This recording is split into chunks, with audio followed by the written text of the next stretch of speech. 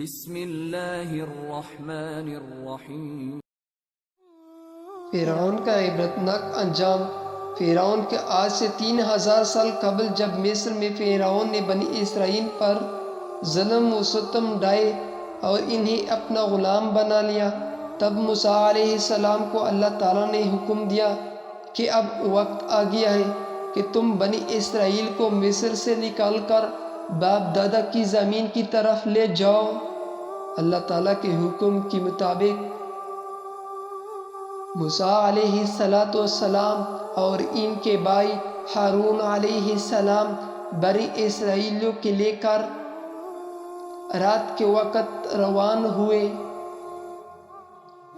تو فرعون نے 10 لاکھ سواروں کے ساتھ ان کا تعاقب کیا اور حضرت موسیٰ علیہ السلام عمرہائیوں کی تعداد تقریباً 6,20,000 تھی۔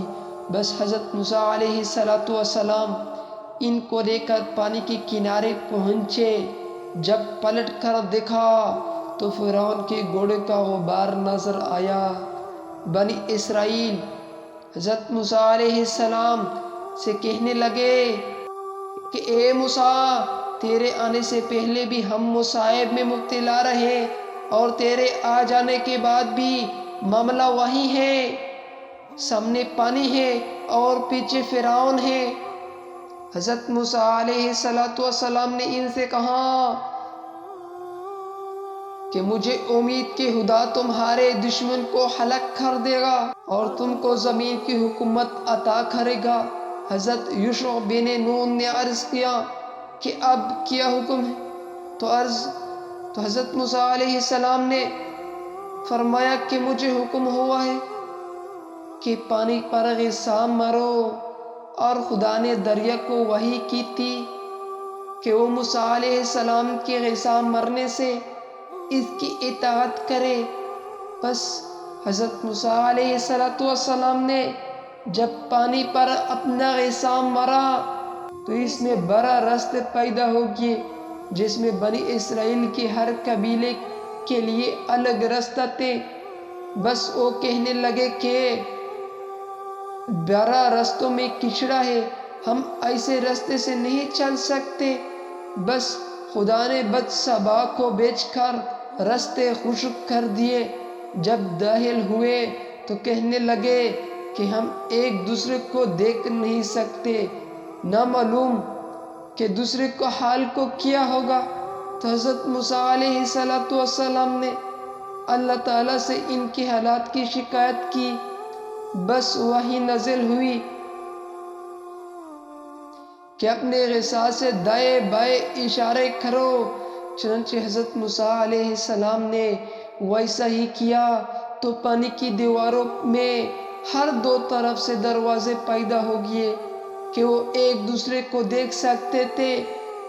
جب فرعون ساحل پر آ پہنچا تو اس کا گھوڑا پانی میں داخل ہونے سے گھبرایا۔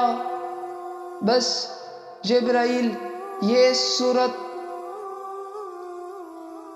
بشر ایک گھوڑی پر سوار ہو کر فرعون گھوڑے کے آگے ہو گئے اور پانی میں داخل ہوئے تو فرعون کا گھوڑا بھی پیچھے داخل ہو گیا۔ اس کے بعد فرعون کی لشکر بھی داخل ہونا شروع ہو گیا۔ جب بنی اسرائیل سب کے سب پار ہو گئے اور لشکر فرعون سب کے سب داخل آب ہو گیا تو بحکم خدا پانی آپس میں مل گیا اور لشکر فرعون غرق ہو گیا۔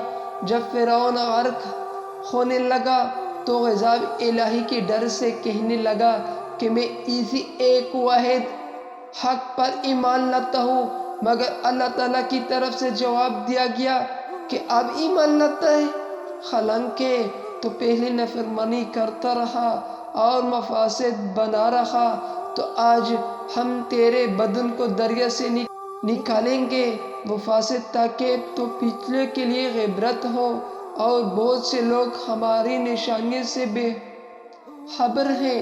فرعون کی لاش القرآن کی تعلیم صحیح ثابت ہوئی اور فرعون کی یہ لاش 1881 کے بحر حمر سے ملی جو کہ آج بھی مصر کے عجائب خانے میں محفوظ ہے۔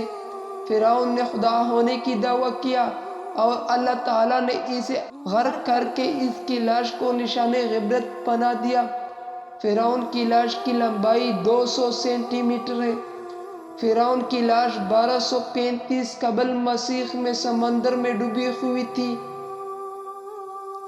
3116 سال سمندر میں پڑے رہنے کے باوجود یہ گلنے سڑنے سے محفوظ رہی۔ یہ واقعہ اس بات کا ثبوت ہے کہ قرآن مجید کا ایک الہامی کتاب ہے۔ سبحان اللہ۔ فرعون کا اصل نام کیا تھا؟